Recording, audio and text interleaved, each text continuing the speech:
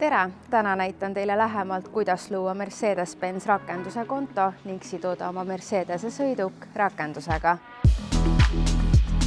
Esimese sammuna laadige alla Mercedes rakendus App Store'ist või Google Play'st ning seejärel valige Create New Account. Seejärel täitke ära kõik andmeväljad. Kindlasti nõustuge kasutaja tingimustega, sest just seeläbi saate kasutada kõiki Mercedes-Benzi rakenduse funktsioone. Ning viimase sammuna saadab Mercedes-Benz teie e-mailile 6-kohalise koodi. See on vajalik registreerimisprotsessi lõpule viimiseks. Ja nüüd järgmise sammuna vaatame, kuidas siduda rakendus Mercedese sõidukiga. Selleks on 3 erinevat võimalust. Esimene ja kõige lihtsam selleks on kasutada QR-koodi. Selleks tuleb teil valida sõidukist Mercedes Me äpp, avada see ning skaneerida QR-kood.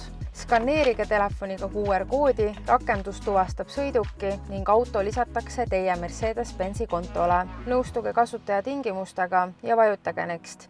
Nii lihtne see ongi. Teine võimalus Mercedes-Benzi rakenduse sidumiseks sõidukiga on kasutada selleks sõiduki VIN-koodi. Kolmas võimalus on külastada Veho esindusi Eestis. Võtke kaasa isikut tähendav dokument, sõiduki registreerimistunnistus ning meie töötajad aitavad teil protsessi lõpuni viia.